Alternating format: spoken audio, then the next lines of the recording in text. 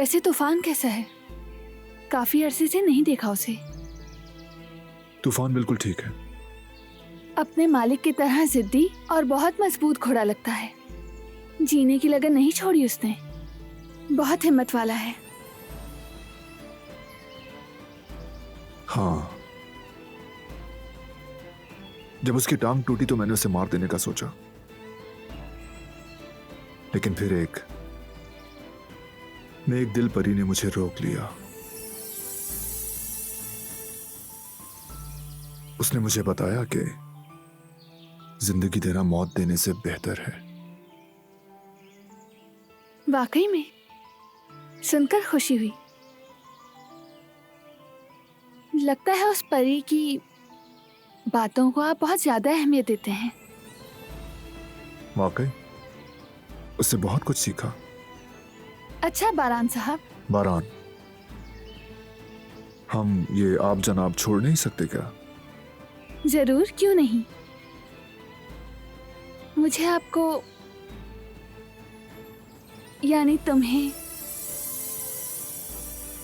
देखकर लगता है जैसे पहले से जानती हूँ।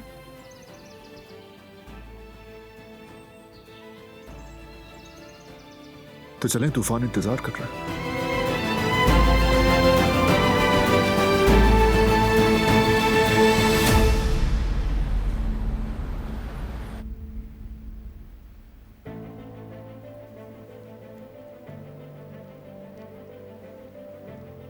अब हम क्या करेंगे बेटी?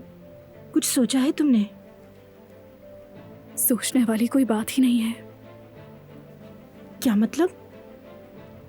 आजाद साहिबा की बातें सुनी थी।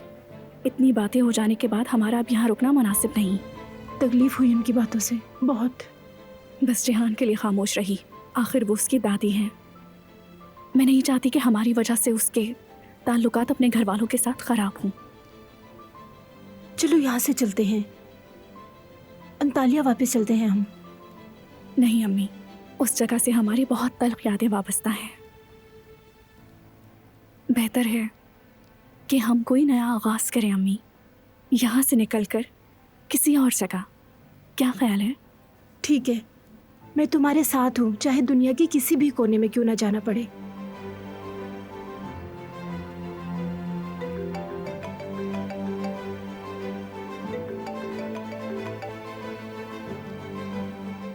हेलो जिहान।